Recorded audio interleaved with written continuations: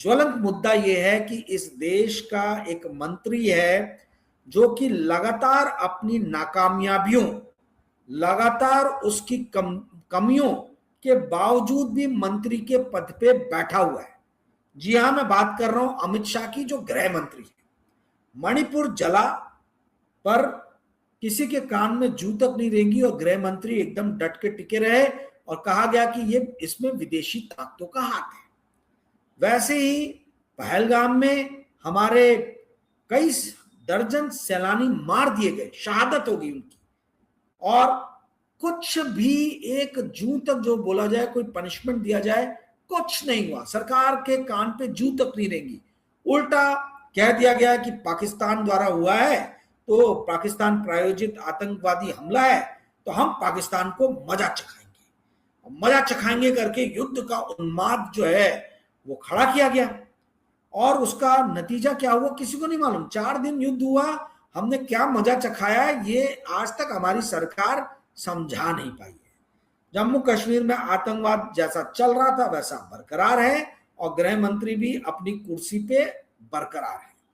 तमाम अपनी इनएफिशिएंसी कह लीजिए या उनकी नाकामयाबी कह लीजिए, इनको दिखाने के बाद भी गृह मंत्री बने हुए हैं। उससे भी 4 कदम आगे बढ़ के ये बात हो गई कि देश के अंदर में इस देश के नौजवानों ने एक संघर्ष किया, आंदोलन खड़ा किया, जिसके ऊपर में रैपिड एक्शन फोर्स और दिल्ली पुलिस, जो कि सीधे गृह मंत्री अमित शाह के अधीन है, इन्होंने बर्बर हमले किए।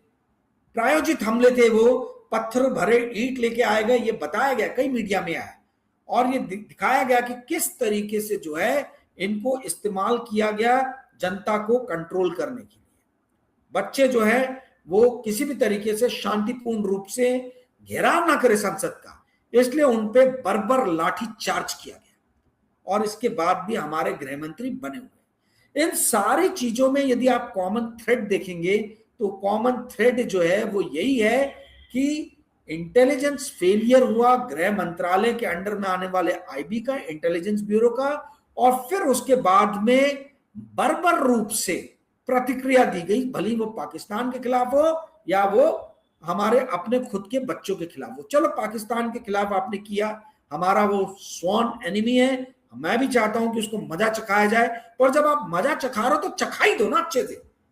प्रधानमंत्री पाकिस्तान का बना हुआ है, वहां का जो जनरल था उसने मतलब उसका देश इतना दीवाना हो गया कि उसको फील्ड मार्शल की उपाधि से जो है वो रूबरू करा दिया वहां के लोगों ने। और डोनाल्ड ट्रंप, जो कि हमारे मोदी जी के बहुत करीबी दोस्त है, वो बोलते हैं मेरा फेवरेट फील्ड मार्शल है आसिफ मुनीर।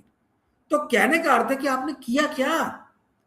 आपने किया क्या? ना तो पाकिस्तान को मजा चखा पाया आप, ना मणिपुर के मुद्दे में जाके अच्छे से आपने कोई वहां शांति प्रक्रिया बहाल की, और ना ही आपने वो अधिकारी जो आपके गृह मंत्रालय के अधीन आते हैं जिन्होंने बच्चों पे बर्बर हमले किए, उन पे किसी भी तरीके के आपने एक्शन लिया।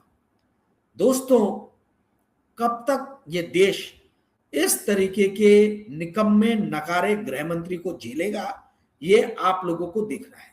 एक खौफ डर बनाया गया कि अमित शाह के खिलाफ बोलना नहीं, चाणक्य हैं और वो तुम्हारी ऐसी तैसी कर देंगे।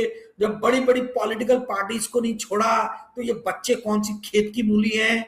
ये खेत की मूलियों ने ही गृह मंत्री को उनकी औकात दिखा दी कि वो संसद और अपने घर से ना जाने जो है कितने दिन के लिए गायब रहे। बाद में पता चला अहमदाबाद में वो बैठे हुए, दिल्ली में है ही नहीं।